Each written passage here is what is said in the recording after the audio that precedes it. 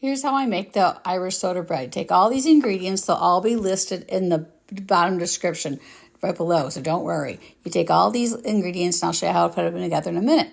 Now spray the pan with a little bit of Pam spray, and then a really cool trick to do is to take some saran wrap and cover the whole counter, and that where you're going to be kneading the bread because it's messy. So this is really important. Okay, now watch these steps. Here's the dry ingredients. You take all the flour, you take some salt, and I'm going to measure, I think it's a tablespoon of salt. And then don't worry, it's all listed down below. And then I think that was 4 cups of flour. And then you're going to add in a couple of tablespoons. I think it's 2 tablespoons of caraway seeds. You're going to sprinkle all that over the flour and the baking and the salt. Okay, now you're going to add some baking soda and baking powder. They both each need 3/4 of a teaspoon of each. So that's going to be sprinkled over all this as a dry ingredients. So that's going to be great. And this is going to be the leavening agents to make this really yummy, yummy bread. So I just keep putting all these in there. And then in a second, I'm going to use a whisk to stir together these dry ingredients because you're safe. You're not actually developing any gluten in this bread yet because you haven't added any moisture. That'll be in a few minutes. So this is just me whisking together the dry ingredients so that it's all ready. Oh, now I'm going to add in some raisins. Some people don't like raisins, so you could skip it, but I actually use 2 cups, which is a whole box of raisins. And these are the golden raisins. I like them, but I think either one, anyone, whatever you got in the house is fine. I just stir that in there, and this covers the flour covers the raisins so that they'll be scattered evenly throughout the bread, which is kind of a really great trick. You're going to like that. Okay, so now we got all this nice dry ingredients really put well together. And now what we do is we actually are going to make a little well inside here. You'll see in a second with a spoon. And that will allow the baking, this is actually buttermilk, 2 cups of buttermilk. If you don't have buttermilk, you can actually just use regular milk and add a teaspoon of lemon juice to each cup and stir it up and let it stand for 5 minutes. Okay, so now this is the tricky part. Well, this is one of the tricky parts. Just take the time to gently stir the buttermilk into the flour mixture.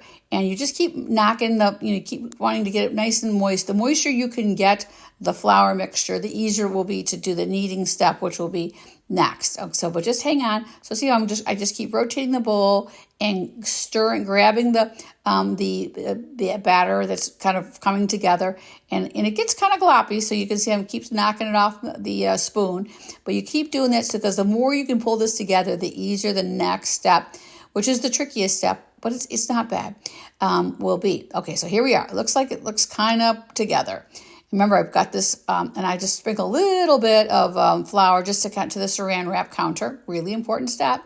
And that's just so that this gloppy mixture won't stick to the saran wrap. So now look at it. It's coming apart a little bit. So it's not like a dough that's really easy to put together. So you just try and push it all together as much as you can. Don't worry. This is going to come together. I know it's hard to believe.